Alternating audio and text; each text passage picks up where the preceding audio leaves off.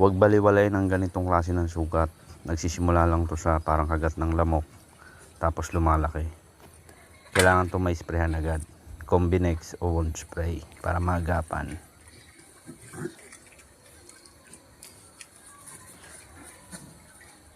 Ito yung epekto sa kanila ng B-complex. Malakas kumain.